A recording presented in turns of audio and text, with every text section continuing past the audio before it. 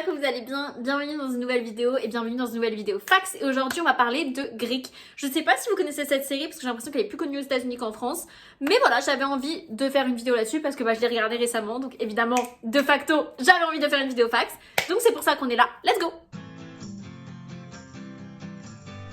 Ce qu'il faut savoir, c'est que l'écrivain, il a eu l'idée de la série en s'inspirant de sa propre expérience lorsqu'il était à l'université UT à Austin.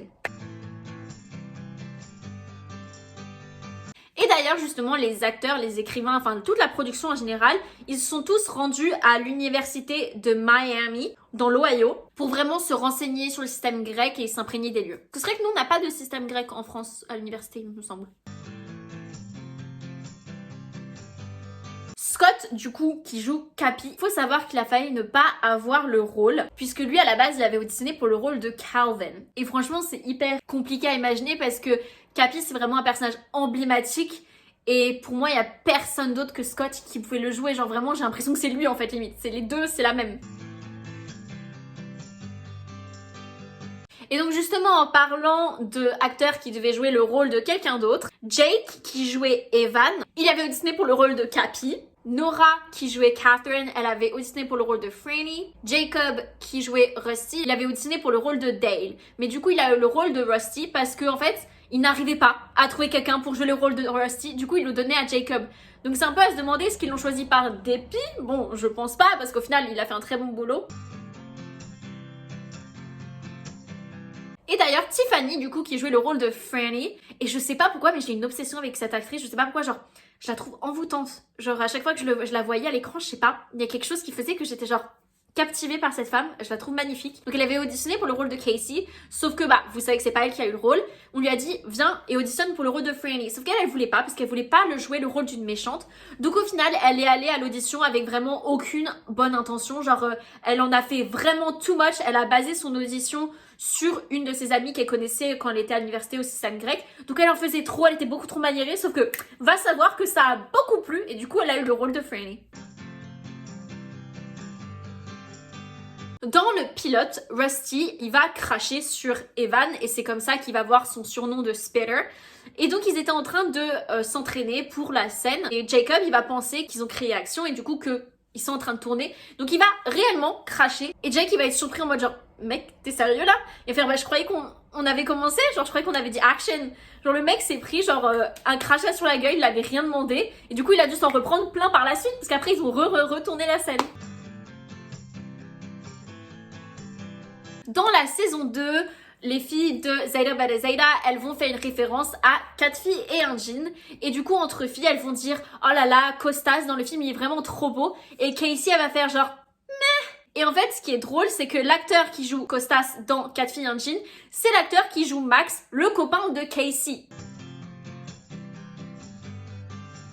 Il y aura eu d'ailleurs pas mal de guest stars dans cette série. On aura eu Jesse McCartney, Dave Franco, qui, oh mon dieu, genre, il était vraiment jeune et je crois que c'était avant quelques chirurgies esthétiques parce qu'il était vraiment pas pareil, genre je l'ai à peine reconnu. Il y avait aussi Lauren Conrad et je sais que pour la culture française, ils connaissent pas Lauren Conrad. Mais ma sœur et moi, on a grandi avec MTV, The Hills, Laguna Beach, on adorait ça et aux États-Unis, Lauren Conrad c'était vraiment une icône de leur génération des années 2000. Et bref, et en fait, ils parlaient tout le temps de Lauren Conrad dans la série et donc elle a fait a guest appearance et quand je l'ai vue, j'ai fait genre what?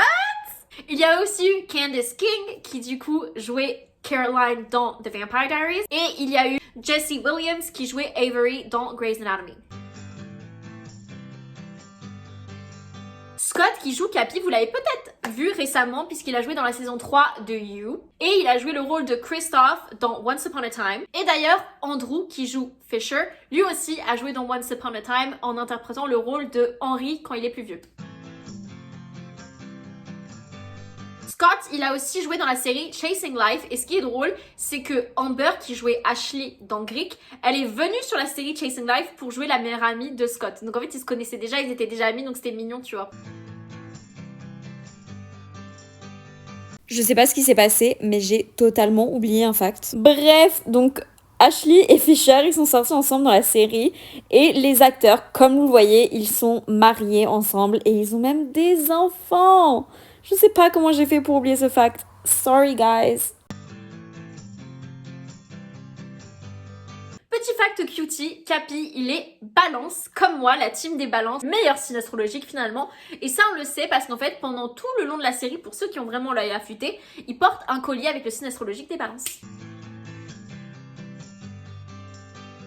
L'ancien Capatao, Lasker Parks, son nom lui a été inspiré par les directeurs du film War Games de 1983, puisque les directeurs, ils s'appelaient Lawrence Lasker et Walter Parks. Donc du coup, ils ont pris les noms de famille, ils ont fait le prénom. Et dans la même lignée, le faux Capatao qui a été créé pour monter la moyenne générale des Capatao, il s'appelle Joshua Whopper et du coup, lui aussi tient son nom d'une référence du même film. Dans ce film, ils utilisent un logiciel, un simulateur d'ordinateur qui s'appelle Joshua/WOPR et du coup, Joshua Whopper. Je pense que les écrivains de la série Greek, c'était des geeks. Ce n'est pas une reproche. Attention, j'adore les geeks. En 2016, il devait y avoir une réunion sous forme d'un film, sauf que malheureusement le projet a été abandonné et le film il devait tourner autour de Casey en tant que politicienne qui se bat pour ses convictions et qui se bat contre un autre politicien. Sauf que comme je vous ai dit, ça ne s'est pas fait, sauf que l'écrivain, il abandonne pas l'idée pour lui. Il y aura une réunion un jour ou l'autre puisque la fanbase, elle est énorme aux États-Unis. Donc à partir du moment où les fans sont là, il suffit juste de trouver une bonne histoire et peut-être que l'histoire qu'il avait écrite en 2016, c'était pas la meilleure, mais ils vont trouver une bonne histoire qui va plaire et ça va se faire. Il en est persuadé. Et dernier petit fact qu'on adore, en tout cas moi j'adore entendre ça, les acteurs se voient encore aujourd'hui, on peut voir de nombreuses photos où les garçons sont ensemble, ils font des soirées ensemble et vraiment ça fait plaisir. Et c'est surtout que ça nous fait encore plus croire au fait qu'il y aura une réunion un jour.